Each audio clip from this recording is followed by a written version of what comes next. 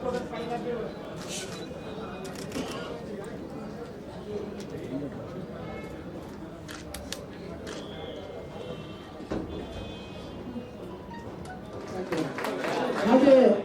ವಿಧಾನ ಪರಿಷತ್ತಿನ ಮುಖ್ಯ ಸಚಿವರಾಗಿದ್ದೇನೆ ಮತ್ತು ನಮ್ಮ ಹಿರಿಯ ಸಚಿವರಾದಂತಹ ಸನ್ಮಾನ್ಯ ಅಧ್ಯಕ್ಷರು, ಮುಖ್ಯವಾಗಿ ನಮ್ಮೆಲ್ಲರ ಕಾಂಗ್ರೆಸ್ಸಿನ ಅಚ್ಚುಮೆಚ್ಚಿನ ಕಾರ್ಯಕರ್ತರು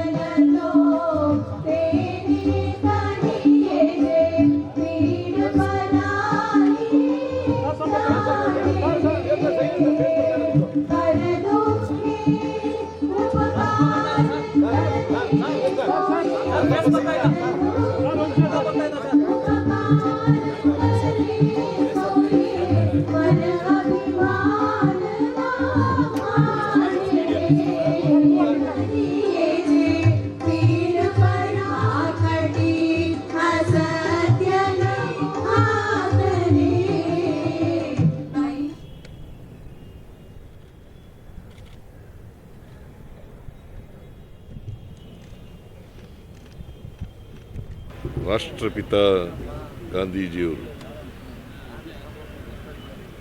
ಅವರ ಹತ್ಯೆಯಾದಂಥ ದಿನ 1948 ಜನವರಿ 30ನೇ ತಾರೀಕು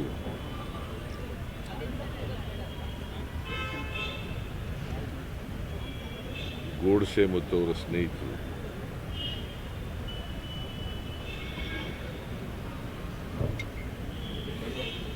ಅವರು ಜಿಲ್ಲಾ ಭವನದಲ್ಲಿ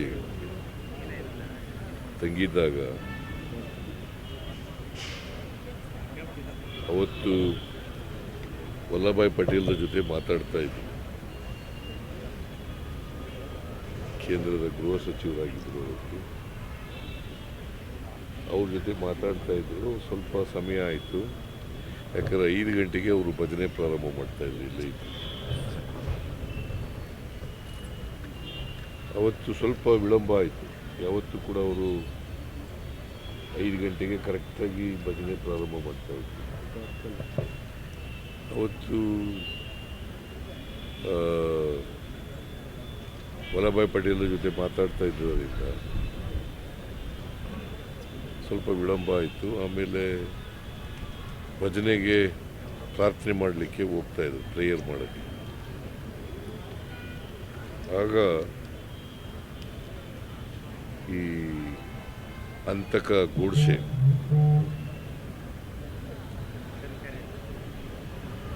ಅವ್ರಿಗೆ ಕಾಲಿಗೆ ನಮಸ್ಕಾರ ಮಾಡೋಕ್ಕೆ ಬಗ್ಗೆ, ಆಮೇಲೆ ಎದೆಗೆ ಗುಂಡನ್ನ ಹರಿಸ್ತಾರೆ. ಅವ್ರ ಬಲಗೈನಲ್ಲಿ ಪಿಸ್ತೂಲ್ ಇರ್ತದೆ, ಅದನ್ನು ಔಸ್ಕೊಂಡಿರ್ತಾರೆ ಹಿಂದಕ್ಕೆ. ಆಮೇಲೆ ಅವರು ಹೆಣ್ಮಕ್ಳು ಜೊತೆ ಹೆಗಲ ಮೇಲೆ ಯಾವಾಗಲೂ ಮಹಾತ್ಮ ಗಾಂಧೀಜಿಯವರು ಅನು ಮತ್ತು ಅಭ ಇವ್ರ ಹೆಗಲ ಮೇಲೆ ಯಾವಾಗಲೂ ಕೂಡ ಹಾಕೊಂಡು ಹೋಗ್ತಾಯಿದ್ರು, ನಡ್ಕೊಂಡು ಹೋಗ್ತಿದ್ರು. ಆಗ ಗುಂಡಿನಿಂದ ಕೊಂದು ಬಿಡ್ತಾರೆ. ಮಹಾತ್ಮ ಗಾಂಧೀಜಿಯವರು ಕುಸಿದು ಬಿಡ್ತಾರೆ.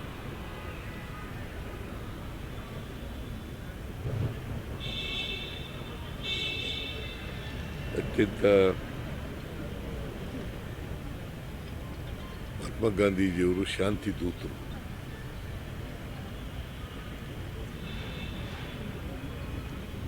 ಜೊತೆಗೆ ಎಲ್ಲ ಜನರು ಕೂಡ, ಹಿಂದೂಗಳಿರಲಿ ಮುಸಲ್ಮಾನರಿರಲಿ, ಅವರೆಲ್ಲರೂ ಕೂಡ ಸೌಹಾರ್ದತೆಯಿಂದ ಬದುಕಬೇಕು ಅಂತ.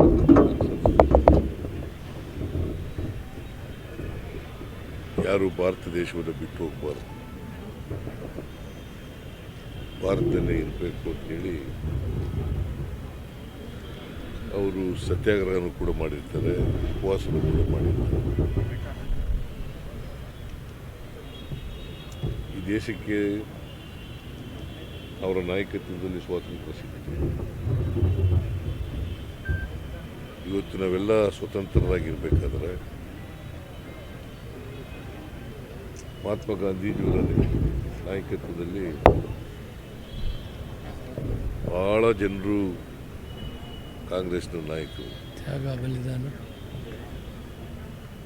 ಪ್ರಾಣತ್ಯಾಗ ಬಲಿದಾನಗಳನ್ನು ಮಾಡಿದ್ದಾರೆ, ಆಸ್ತಿ ಪಾಸ್ತಿಗಳನ್ನು ಜೈಲ್ವಾಸ ಅವರೆಲ್ಲರ ತ್ಯಾಗದಿಂದ ಹೋರಾಟದಿಂದ ನಾವಿವತ್ತು ಸ್ವತಂತ್ರರಾಗಿದ್ದೇವೆ. ನಮ್ಮನ್ನು ನಾವೇ ಆಳ್ಕೊಳ್ತಕ್ಕಂಥ ವ್ಯವಸ್ಥೆಯನ್ನು ಮಾಡ್ಕೊಂಡಿದ್ದೇವೆ. ಅವರು ಗಾಂಧೀಜಿಯವರು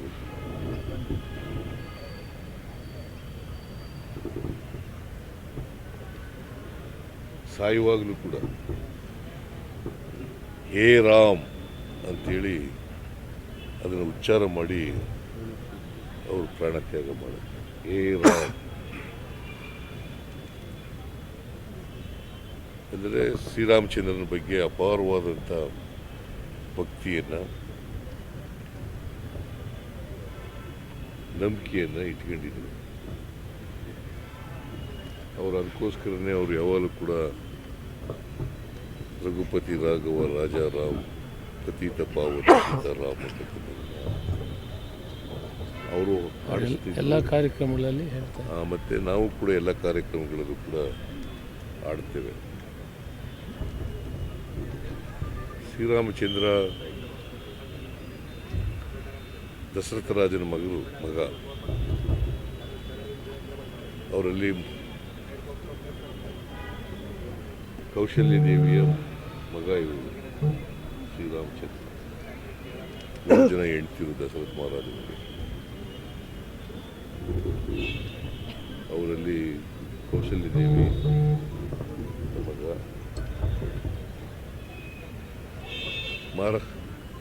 ಶ್ರೀರಾಮಚಂದ್ರ ಪಿತೃವಾಕ್ಯ ಪರಿಪಾಲನೆಗೋಸ್ಕರ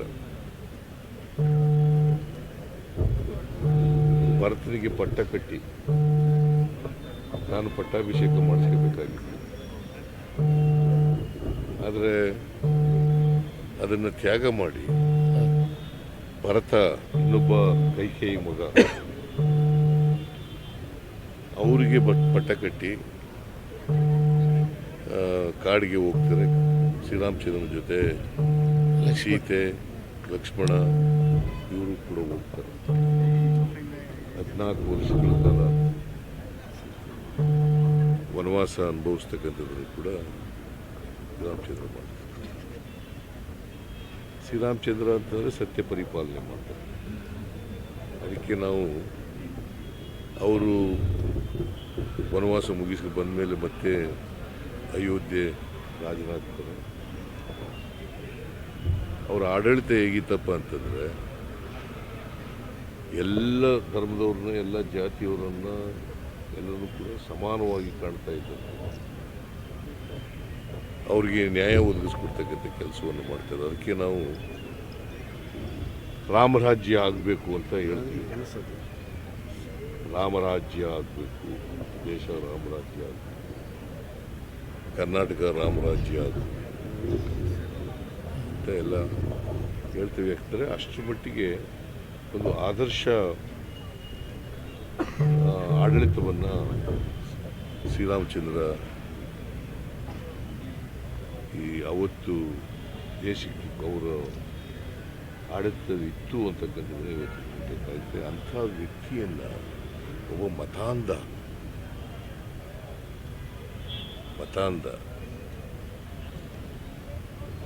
ಕೊಂದಾಕ್ಬಿಡ್ತಾರೆ.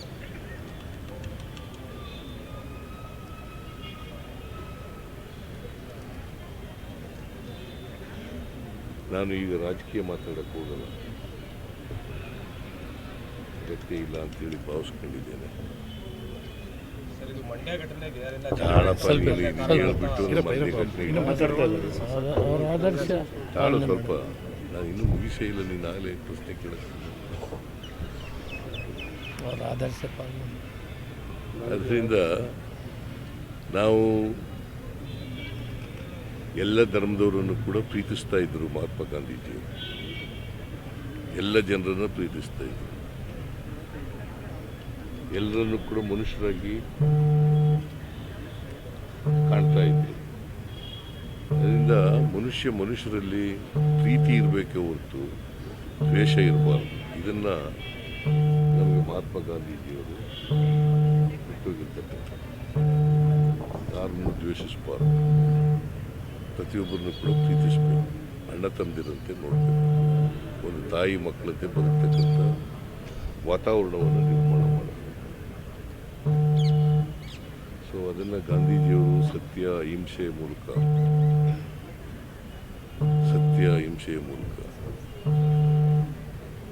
ಅವರು ಸ್ವಾತಂತ್ರ್ಯ ಹೋರಾಟ ಮಾಡಿ ದೇಶಕ್ಕೆ ಸ್ವಾತಂತ್ರ್ಯವನ್ನು ತಂದುಕೊಟ್ಟಿದ್ದಂಥ ಮಹಾನ್ ಪುರುಷ.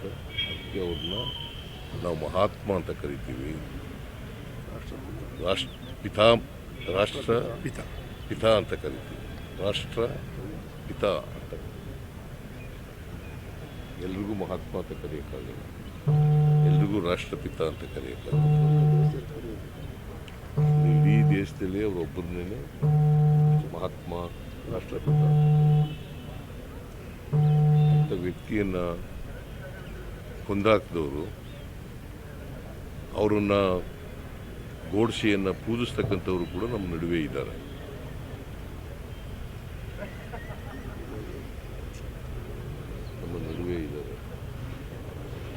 ಅವರು ಕೂಡ ಗಾಂಧಿ ಬಗ್ಗೆ ಮಾತಾಡ್ತಾರೆ. ಏನು ಮಾಡೋದು?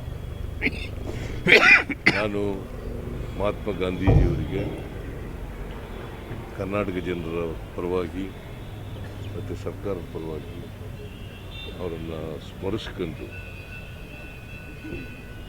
ಅವರಿಗೆ ನಮನವನ್ನು ಸಲ್ಲಿಸಲಿಕ್ಕೆ ಬಯಸ್ತಾ ಇದ್ದಾರೆ. ಗಾಂಧೀಜಿಯವರು ರಾಮರಾಜ್ಯದ ಕನಸಿನ ಜೊತೆಗೆ ಶಾಂತಿಯ ಸಂದೇಶವನ್ನು ಸಾರಿದ್ರು. ಆದರೆ ಇತ್ತೀಚೆಗೆ ನಡೀತಾ ಇರುವಂಥ ಬೆಳವಣಿಗೆಗಳನ್ನ ನೋಡಿದಾಗ ಶಾಂತಿಯನ್ನು ಕದಡುವಂಥ ಕೆಲಸಗಳಾಗ್ತಿದೆ ಅಂತ ತಮ್ಗೆ ಅನಿಸುತ್ತಾ ಸರ್? ಅನಿಸುತ್ತಲ್ಲ, ನೋಡ್ತಾ ಇದ್ದೀವಿ. ಶಾಂತಿ ಕದಡ್ತಕ್ಕಂಥದ್ದು ಆಗ್ತಾ ಇದೆ. ಶಾಂತಿ ಕದಡವ್ರು ಯಾರು ಅಂತಂದರೆ ಗೋಡ್ಸೆ ಅವರ ಯಾರು ಗೋಡ್ಸೆ ಇದ್ರಲ್ಲ ಅವರ ವಂಶಸ್ಥರೇ, ಅವರ ಅನುಯಾಯಿಗಳೇ ಇದನ್ನು ಮಾಡ್ತಾ ಇರ್ತಕ್ಕಂಥದ್ದು. ಅದರಿಂದ ಸಮಾಜದಲ್ಲಿ ಶಾಂತಿ ನೆಲೆಸಬೇಕಾದ್ರೆ ಎಲ್ಲರೂ ಕೂಡ ಮನುಷ್ಯರಾಗಿ ಬಾಳ್ತಕ್ಕಂಥದ್ದಾಗಬೇಕು. ಪರಸ್ಪರ ಪ್ರೀತಿ ವಿಶ್ವಾಸದಿಂದ ಇರ್ತಕ್ಕಂಥದ್ದಾಗಬೇಕು. ಮನುಷ್ಯರ ಮಧ್ಯದಲ್ಲಿ ಬೆಂಕಿ ಹಚ್ಚತಕ್ಕಂಥ ಕೆಲಸ ಆಗಬಾರ್ದು.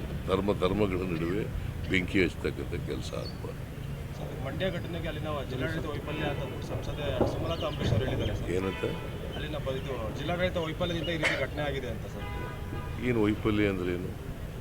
ನೀವೇನಪ್ಪ ನಿಮಗೇನು ವೈಫಲ್ಯ ಅಂತ ನೀನು ಅವ್ರು ಹೇಳಿದ್ದಲ್ಲ. ಏನು ಕಾರಣ ಕೊಟ್ಟರು ವೈಫಲ್ಯ ಅಂತ ಅನ್ನೋಕ್ಕೆ? ಅಲ್ಲಿ ಮೊದಲೇ ಅನುಮತಿ ಕೊಡೋದಿಲ್ಲ, ಯಾಕೆ ಕೊಡಬೇಕಾಗಿತ್ತು ಅಂತೆಲ್ಲ ಪ್ರಶ್ನೆ ಮಾಡಿದ್ದಾರೆ. ಅನುಮತಿ ಒತ್ತಾಯ ಮಾಡಿದ್ದಾರೆ, ಅನುಮತಿ ಕೊಟ್ಟಿದ್ದಾರೆ. ಏನಂತ ಅನುಮತಿ ಕೊಟ್ಟಿರೋದು? ರೀ? ಅಲ್ಲಿ ರಾಷ್ಟ್ರಧ್ವಜ ಆರಿಸಿ, ಇಲ್ಲಿವರೆ ಕನ್ನಡ ಧ್ವಜ ಆರಿಸಿ ಅಂತ ಮುಚ್ಚುಳಿಕೆ ಬರ್ಕೊಟ್ಟವ್ರೆ ಇವರು ಅಲ್ವಾ? ಮುಚ್ಚುಳಿಕೆ ಬರ್ಕೊಟ್ಬಿಟ್ಟು ಯಾವುದೇ ಧರ್ಮದ ಯಾವುದೇ ಪಕ್ಷದ ಬಾವುಟ ಆರಿಸಬಾರ್ದು ಅಂತ ಕೊಟ್ಟಿದ್ದಾರೆ ಪರ್ಮಿಷನ್. ಕೊಟ್ಟ ಮೇಲೆ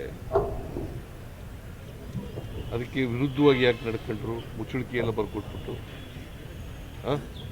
ಅದರ ಅರ್ಥ ಅದನ್ನು ರಾಜಕೀಯಗೊಳಿಸಿ ಅದರ ರಾಜಕೀಯ ಲಾಭ ಪಡಿಬೇಕು ಅಂತ ಉದ್ದೇಶದಿಂದ ಸಮಾಜದಲ್ಲಿ ಅಶಾಂತಿಯನ್ನು ಉಂಟು ಮಾಡ್ತಕ್ಕಂಥ ಪ್ರಯತ್ನ ಇದೆ. ಮಾಜಿ ಮುಖ್ಯಮಂತ್ರಿಗಳೇ ಕೇಸರಿ ಶಾಲ್ ಹಾಕೊಂಡು ಪ್ರತಿಭಟನೆಗೆ ಕರೆ ಕೊಟ್ಟಿದ್ದಾರೆ ಸರ್. ಗುತ್ತಿಗೆಗೆ ಏನಾರ ಮಾಡ್ಕೊಳ್ಳಿ, ಅವರು ಬಂದು ಜನ ತೀರ್ಮಾನ ಮಾಡಬೇಕು, ಬಂದ್ ಮಾಡಬೇಕೋ ಬೇಡವೋ ಅಂತಕ್ಕಂಥದ್ದು ಜನ ತೀರ್ಮಾನ ಮಾಡ್ತಾರೆ. ಇವತ್ತು ನಾವು ಅಲ್ಲಿ ರಾಷ್ಟ್ರಧ್ವಜ ಆರಿಸೋರೆ, ರಾಷ್ಟ್ರಧ್ವಜ ಆರಿಸಿರ್ತಕ್ಕಂಥದ್ದು ಇವರೇ ಬರ್ಕೊಟ್ಟಂಥ ಮುಚ್ಚಳಿಕೆಯನ್ನು ಉಲ್ಲಂಘನೆ ಮಾಡಿ ಭಗವಾ ಧ್ವಜ ಆರಿಸಿದರೆ ಅದು ತಪ್ಪು ಸರಿನಾ? ಆ ಜಾಗದಲ್ಲಿ ರಾಷ್ಟ್ರಧ್ವಜ ಆರಿಸಿದ್ದಾರೆ. ಪ್ರದೇಶ ಕಾಂಗ್ರೆಸ್ ಸಮಿತಿಯ ಅಧ್ಯಕ್ಷರಾದಂಥ ಶ್ರೀ ಡಿ ಕೆ ಶಿವಕುಮಾರ್ ಅವರ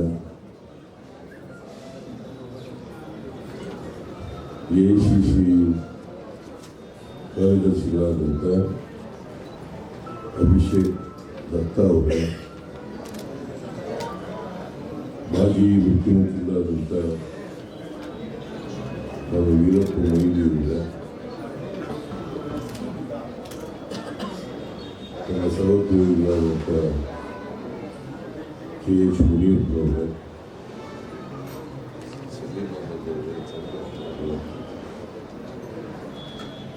ವೇದಿಕೆ ಈ ಕಡೆ ಎಲ್ಲ ಕಾಂಗ್ರೆಸ್ನ ಮುಖಂಡರುಗಳೇ, ಈ ಭಾಗವಹಿಸಿರ್ತಕ್ಕಂಥ ಎಲ್ಲ ಆತ್ಮೀಯ ಕಾರ್ಯಕರ್ತ ಬಂಧುಗಳೇ, ತಾಯಂದಿರೇ,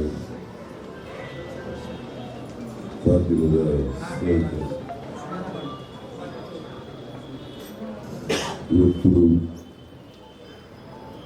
ಹುತಾತ್ಮ ದಿನವನ್ನು ಆಚರಣೆ ಮಾಡ್ತಾ ಇದ್ದೀವಿ.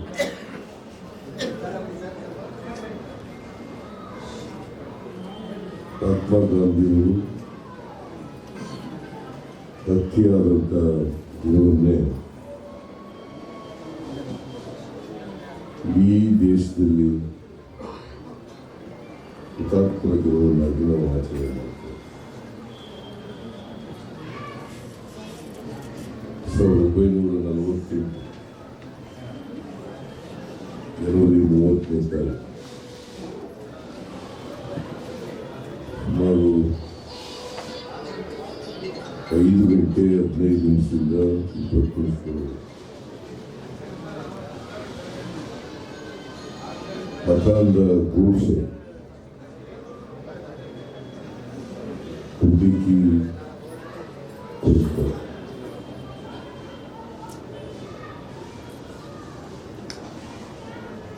ಮಹಾತ್ಮ ಗಾಂಧೀಜಿಯವರು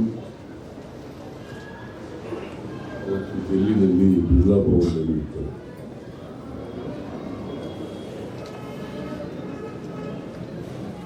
ಸ್ವಲ್ಪ ಸಾಮಾನ್ಯವಾಗಿ ಮಹಾತ್ಮ ಗಾಂಧೀಜಿಯವರು 5 ಗಂಟೆಗೆ ಪ್ರಾರ್ಥನಾ ಸಭೆಯನ್ನು ಮಾಡ್ತಾರೆ.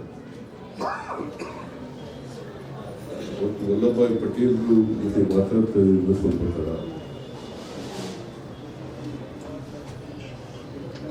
ಸುಮಾರು 5:15 ಅಥವಾ 5:17 ನಿಮಿಷ ಇರಬೇಕು. ಅವರು ಪ್ರಾರ್ಥನಾ ಸಭೆಗೆ ಹೋಗಲಿಕ್ಕೆ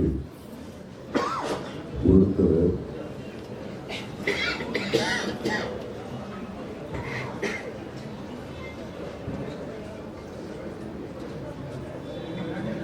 ಹೊರಡುವಾಗ ಗೋಡ್ಸೆ ಮತ್ತು ಅವರ ಸ್ನೇಹಿತರು ಮಹಾತ್ಮ ಗಾಂಧೀಜಿಯವರ ಎದುರುಗಡೆ ಬಂದು ಅವರ ಕಾಲು ನಮಸ್ಕಾರ ಮಾಡ್ತಕ್ಕಂಥ ಮಹನೀಯನ್ನು ಮಾಡಿ ಬಲಗೈನಲ್ಲಿ ಪಿಸ್ತೂಲ್ ತೆಗೆದುತ್ತಾರೆ. ಪಿಸ್ತೂಲಿನಿಂದ ಗುಂಡಾಕಿ ಹಾಕ್ಬಿಡ್ತಾರೆ.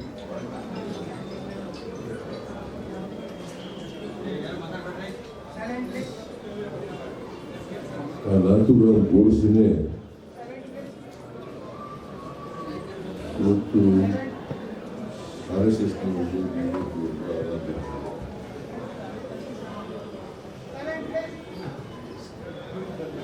ಹಿಂದೂ ಧರ್ಮದ ಬಗ್ಗೆ ಬಹಳ ಮಾತಾಡ್ತಾರೆ.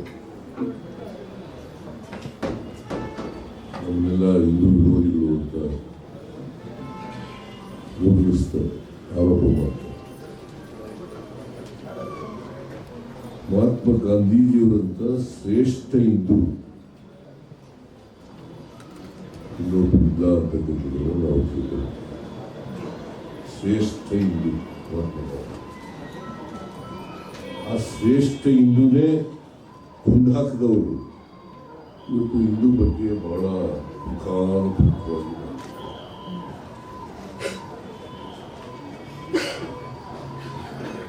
ನಾವು ಗಾಂಧೀಜಿಯವರನ್ನು ಮಾತ್ರ ಮಹಾತ್ಮ ಅಂತ ಕರೆಯುವುದು,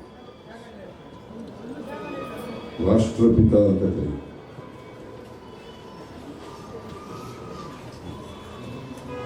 ಮಹಾತ್ಮ ಗಾಂಧೀಜಿಯವರು ಈ ಜೀವನದುದ್ದಕ್ಕೆ ಸತ್ಯ ಮತ್ತು ಅಹಿಂಸೆಯನ್ನು ಪ್ರತಿಪಾದನೆ ಮಾಡಿದರು.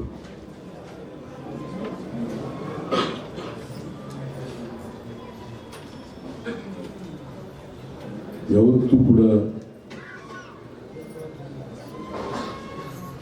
ಆಡದ ಮಾತಿಗೆ ತಪ್ಪಿಸ್ತಕ್ಕಂಥ ಏನು ಆಡ್ತಾರೆ ಅದರಂತೆ ನಡ್ಕೊತಾರೆ, ಉಳಿದಂತೆ ನಡೆದಂಥವು. ಬಹುಶಃ ಈ ದೇಶ ಇಬ್ಬಾಗಾದ ಸ್ವಾತಂತ್ರ್ಯ ಬಂದ ಮೇಲೆ ಇಬ್ಬಾಗಾದಾಗ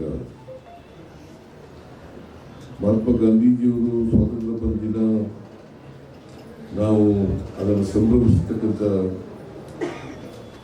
ದಿನ ಆವತ್ತು ಅವರು ಬೀಳಿಲ್ಲ. ಅವರು ವೆಸ್ಟ್ ಬೆಂಗಾಲ್ನಲ್ಲಿ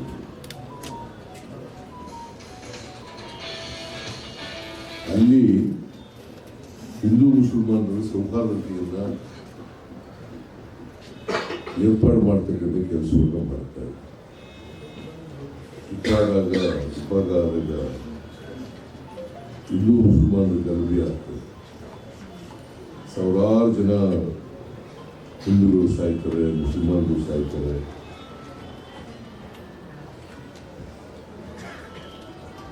ಇಲ್ಲಿರ್ತಕ್ಕಂಥ ಭಾರತದಲ್ಲಿರ್ತಕ್ಕಂಥ ಹಿಂದೂಗಳು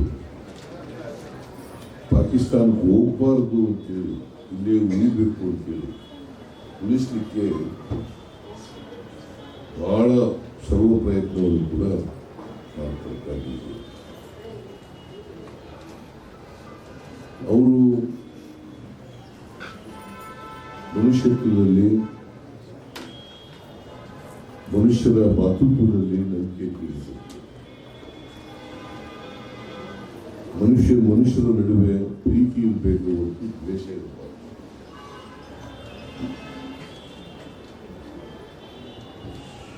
ನಾವೆಲ್ಲರೂ ಕೂಡ ಮನುಷ್ಯರಾಗಿ ಬಾಳಬೇಕು ಅಂತಕ್ಕಂಥದ್ದು ಅವರ ಚಿಂತನೆಯಾಗಿತ್ತು. ಮತ್ತು ಈ ದೇಶ ಗ್ರಾಮ ಸ್ವರಾಜ್ಯ ಆಗಬೇಕು, ರಾಮರಾಜ್ಯ ಆಗಬೇಕು ಅಂತಕ್ಕಂಥ ಕನಸನ್ನು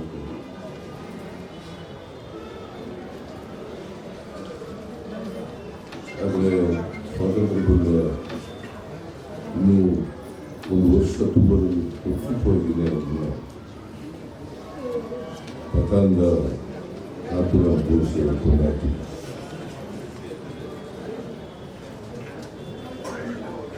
ಇಡೀ ಭಾರತ ದೇಶಕ್ಕೆ ಹತ್ತು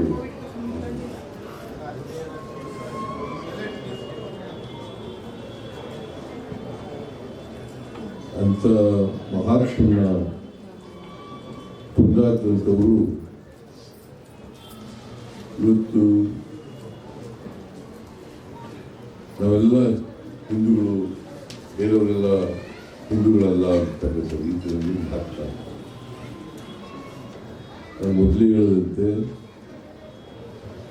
ಮಹಾತ್ಮ ಗಾಂಧೀಜಿಯವರೇ ಶ್ರೇಷ್ಠ ಹಿಂದೂ. ಇವತ್ತು ಹಿಂದೂಗಳು ಅಂತ ಹೇಳ್ಕೊಳ್ತಕ್ಕಂಥವ್ರು ಯಾರು ಕೂಡ ಹಿಂದೂ ಧರ್ಮದ ಬಗ್ಗೆ ತಿಳ್ಕೊಂಡಿದ್ದಾರೆ ಎಲ್ಲ ಗೊತ್ತಿಲ್ಲ. ಯಾವ ಧರ್ಮನೂ ಕೂಡ ಮನುಷ್ಯತ್ವ ಬೋಧನೆ ಮಾಡ್ತದೆ ಹೊರತು ಮನುಷ್ಯರಲ್ಲಿ ಭೇದ ಉಂಟು ಮಾಡ್ತಕ್ಕಂಥ ರೀತಿಯಲ್ಲಿ ಯಾವ ಧರ್ಮನೂ ಕೂಡ ಅದು ಇಸ್ಲಾಂ ಧರ್ಮ ಇರ್ಬೋದು, ಹಿಂದೂ ಧರ್ಮ ಇರ್ಬೋದು, ಸಿಖ್ ಧರ್ಮ ಇರ್ಬೋದು, ಕ್ರಿಶ್ಚಿಯನ್ ಧರ್ಮ ಇರ್ಬೋದು, ಬೌದ್ಧ ಧರ್ಮ ಇರ್ಬೋದು, ಎಲ್ಲ ಧರ್ಮಗಳು ಕೂಡ ಎಲ್ಲರೂ ಮನುಷ್ಯರಾಗಿ. ಕಾಂಗ್ರೆಸ್ ಪಕ್ಷ ಸರ್ವ ಜನಾಂಗದ ಒಳಿತನ್ನು ಬಯಸ್ತಕ್ಕಂಥ ಪಕ್ಷ, ಸರ್ವ ಧರ್ಮಗಳನ್ನು ಗೌರವಿಸ್ತಕ್ಕಂಥ ಪಕ್ಷ. ಮಹಾತ್ಮ ಗಾಂಧೀಜಿಯವರು ಕೊಟ್ಟಂತ ದಾರಿನಲ್ಲಿ ನಡೀತಕ್ಕಂಥ ಪಕ್ಷ. ಮಹಾತ್ಮ ಗಾಂಧೀಜಿಯವರ ತತ್ವಾದರ್ಶಗಳೇ ನಮಗೆ ದಾರಿ. ಇವತ್ತು ಮಹಾತ್ಮ ಗಾಂಧೀಜಿಯವರಿಗೆ ಗೌರವ ಸಲ್ಲಿಸೋದಕ್ಕೆ ಅವರ ತತ್ವಾದರ್ಶಗಳನ್ನು ಪಾಲನೆ ಮಾಡಿ ಸಮಾಜದಲ್ಲಿರ್ತಕ್ಕಂಥ ಅಸಮಾನತೆಯನ್ನು ತೊಡೆದಾಕಿ, ಅಸ್ಪೃಶ್ಯತೆಯನ್ನು ತೊಡೆದಾಕಿ,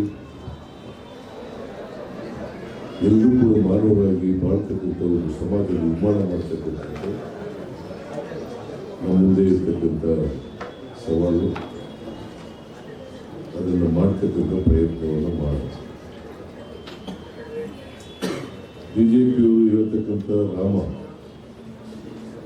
ಅವರು ರಾಜಕೀಯವಾಗಿ ಬಳಸ್ಕೊಳ್ತಾ ಇದ್ದಾರೆ. ರಾಮ ಭಕ್ತರು ಅಯೋಧ್ಯೆ ರಾಮ, ದಶರಥ ಮಹಾರಾಜನ ಮಗ, ಕೌಶಲ್ಯ ದೇವಿಯ ಮಗ, ಆ ರಾಮನನ್ನು ಅದಕ್ಕೆ ಗಾಂಧೀಜಿಯವರು ಸಾಯುವಾಗಲೂ ಕೂಡ ಹೇ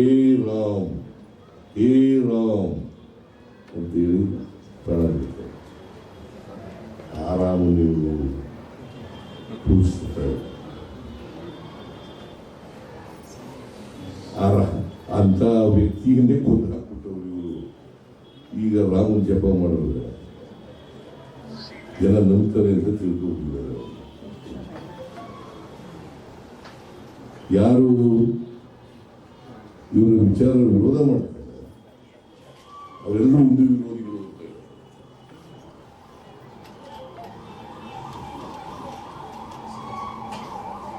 ಅದರಿಂದ ನಾವು ವಿಚಲಿತರಾಗಬೇಕಾದಂತ ಅವೆಲ್ಲ ಧೈರ್ಯವಾಗಿ ಹಿಂದೂಗಳು ಅಂತ ಹೇಳ್ತಾರೆ. ಹಾಗೆಯೇ ಎಲ್ಲರನ್ನು ಪ್ರೀತಿಸ್ತೀವಿ ನಾವು ಅಂತ ಹೇಳ್ತೀವಿ. ಎಲ್ಲ ಧರ್ಮದವರು ಪ್ರೀತಿಸ್ತೀವಿ. ನಮಗಿರೋ ಭಕ್ತಿ ಶ್ರೀರಾಮಚಂದ್ರನ ಮೇಲೆ ಯಾವಾಗಿಲ್ಲ. ಅದಕ್ಕೆ ನಾನು 22ನೇ ತಾರೀಕು ಅಯೋಧ್ಯೆಯಲ್ಲಿ ಶ್ರೀರಾಮ ದೇವಾಲಯ ಉದ್ಘಾಟನೆ ಮಾಡೋದಿಲ್ಲ, ನಾನು ಒಂದು ದೇವಾಲಯ ಉದ್ಘಾಟನೆ ಮಾಡ್ತೀನಿ.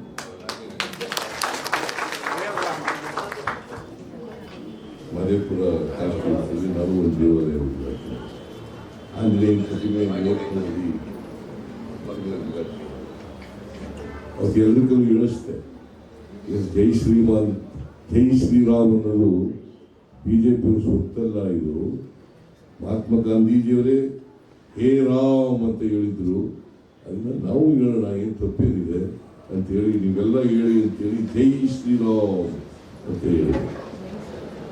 ಅದರಿಂದ ನಮಗೆ ಯಾವುದೇ ಸಿದ್ಧಾಂತದಲ್ಲಿ ರಾಜಿ ಇಲ್ಲ. ಸೆಕ್ಯುಲರಿಸಮ್ನಲ್ಲಿ ನಂಬಿಕೆ ಇಟ್ಕೊಂಡಿರೋದು, ಜಾತ್ಯತೀತ ತತ್ವದಲ್ಲಿ ನಂಬಿಕೆ ಇಟ್ಕೊಂಡಿರೋದು. ಅವರಿಗೆ ಬಿಜೆಪಿಯವರಿಗೆ ಜಾತ್ಯತೀತ ತತ್ವದಲ್ಲಿ ನಂಬಿಕೆ ಇಲ್ಲ. ಸುಮ್ಮನೆ ಬಾಯಿನಲ್ಲಿ ಹೇಳ್ತಾರೆ ಸಬ್ಕ ಸಾಥ್ ಸಬ್ಕ ವಿಶ್ವಾಸ. ಬಟ್ ವಾಸ್ತವಿಕವಾಗಿ ಅವರು ಅದನ್ನು ಪಾಲನೆ ಮಾಡ್ತಾರೆ, ಅದಕ್ಕೆ ವಿರುದ್ಧವಾಗಿ ಮಾಡ್ತಾರೆ. ಸೊ ಈ ದೇಶ ಒಗ್ಗಟ್ಟೆ ಉಳಿಬೇಕಾದ್ರೆ, ಈ ದೇಶದ ಐಕ್ಯತೆ ಉಳಿಬೇಕಾದ್ರೆ, ಈ ದೇಶದ 143 ಕೋಟಿ ಜನ ಅನ್ಯೋನ್ಯವಾಗಿ ಸೌಹಾರ್ದತೆಯಿಂದ ಬಾಳಬೇಕಾದ್ರೆ ನಾವು ಯಾರನ್ನು ಕೂಡ ಉಲ್ಲೇಖ ಮಾಡ್ತಕ್ಕಂಥದ್ದಾಗಿ ದ್ವೇಷಿಸ್ತಕ್ಕಂಥದ್ದಾಗಿ ಮಾಡಬೇಕು. ಅದೇ ಗಾಂಧೀಜಿಯವರಿಗೆ ಸಲ್ಲಿಸ್ತಕ್ಕಂಥ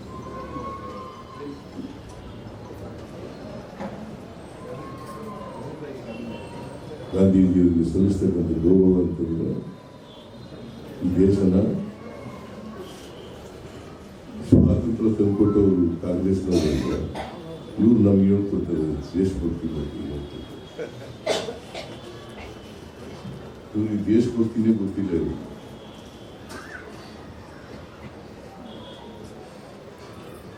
ದೇಶಭಕ್ತಿ ಆ ಇತಿಹಾಸವನ್ನು ಎಲ್ಲ ಓದ್ಕೊಂಡು ಇಲ್ಲ ಅವ್ರು ಸರಿ. ಇತಿಹಾಸ ಓದ್ಕೊಂಡಿದ್ರೆ, ಇತಿಹಾಸದ ರೀತಿ ನಡೆದಿದ್ರೆ ಹಿಂಗೆಲ್ಲ ಆಗ್ತಿಲ್ಲ. ಇತಿಹಾಸನೇ ಗೊತ್ತಿಲ್ಲ ಅಂತ ಅಂಬೇಡ್ಕರ್ ಅವ್ರು ಹೇಳೋದು. ಯಾರಿಗೆ ಇತಿಹಾಸ ಗೊತ್ತಿಲ್ಲ ಅವ್ರು ಯಾರು ಭವಿಷ್ಯ ರೂಪಿಸಕ್ಕಾಗಲ್ಲ. ಅವರಿಂದ ಈ ದೇಶದ ಭವಿಷ್ಯ ರೂಪಿಸಕ್ಕೆ ಸಾಧ್ಯ. ಅವರನ್ನ ಈ ದೇಶದ ಆಡಳಿತದಿಂದ ದೂರ ಇರ್ತಕ್ಕಂಥದ್ದೇ ಗಾಂಧೀಜಿಯವರಿಗೆ ಸಲ್ಲಿಸ್ತಕ್ಕಂಥದ್ದು. ಅವರು ಇರಬಾರ್ದು ಆಡಳಿತದಲ್ಲಿ, ಸರ್ಕಾರದಲ್ಲಿ ಇರಬಾರ್ದು. ಇದ್ರೆ ಈ ದೇಶ ನೆಮ್ಮದಿಯಿಂದ ಶಾಂತಿಯಿಂದ ಇರಲಿಕ್ಕೆ ಸಾಧ್ಯ. ದೇಶ ಶಾಂತಿಯಿಂದ ಐಕ್ಯತೆಯಿಂದ ಇರಬೇಕು. ಎಲ್ಲರೂ ಮನುಷ್ಯರಾಗಿ ಬಾಳಬೇಕು. ಯಾರಿಗೆ ಜಾತ್ಯತೀತ ನಂಬಿಕೆ ಇದೆ ಅವ್ರು ಮಾಡ್ತಾರೆ. ಸೊ ಆ ಕೆಲಸ ನಾವು ಮಾಡೋಣ. ಗಾಂಧೀಜಿಯವರನ್ನು ಕುಸುಮರಿಸ್ಕೊಳ್ಳೋಣ. ಅವರು ನಡೆದಂಥ ದಾರಿಯಲ್ಲಿ ನಡೀಲಿಕ್ಕೆ ಪ್ರಯತ್ನ ಮಾಡ್ತಕ್ಕಂಥ ಶಕ್ತ ಮಾಡೋಣ ಅಂತೇಳಿ ಮಹಾತ್ಮ ಗಾಂಧೀಜಿಯವರಿಗೆ ಸ್ಮರಿಸ್ಕೊಳ್ತಾ ಅವರಿಗೆ ನಮನವನ್ನು ಸಲ್ಲಿಸಿ ನನ್ನ ಮಾತುಗಳನ್ನು ಮುಗಿಸ್ತೀನಿ.